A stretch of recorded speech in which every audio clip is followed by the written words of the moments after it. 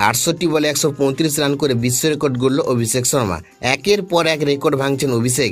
বিরাট এখন চাপে। বন্ধুরা, আপনারা যদি দেখতে চান তাহলে ভিডিওটি শেষ অবধি দেখতে হবে, চ্যানেলটিকে সাবস্ক্রাইব করে একটা লাইক দিতে হবে এবং নোটিফিকেশন বেল আইকন দাবাতে হবে। আইপিএল 2026-এ দুর্দান্ত ফর্মে রয়েছেন অভিষেক শর্মা। এই ইনিংসের মাধ্যমে তিনি দখল করে নিলেন অরেঞ্জ ক্যাপ। মাত্র 7 ম্যাচে তার মোট রান এখন 323। খুব কাছে রয়েছেন তার সতীর্থ হেনরি ক্লাসেন, যিনি 7 ম্যাচে করেছেন 320 রান। তৃতীয় স্থানে আছেন সুমন গিল, তার ঝুলিতে 265 রান। তালিকায় চতুর্থ এবং পঞ্চম স্থানে রয়েছেন বিরাট কোহলি এবং বৈভব সূর্যবংশী, যথাক্রমে 247 এবং 246 রান নিয়ে। রাজীব গান্ধী আন্তর্জাতিক স্টেডিয়ামে দিল্লি ক্যাপিটালসের বিরুদ্ধে ম্যাচে বড় মাইলস্টোনের সামনে দাঁড়িয়েছেন অভিষেক।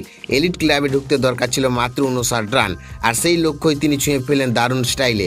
শুধু তাই নয়, টানা দ্বিতীয় 100 রান করে সবাইকে চমকে দেন এই বাঁহাতি ওপেনার। 47 বলে শতক পূরণ করে তিনি ম্যাচে করেন 135 রানের বিস্ফোরক ইনিংস।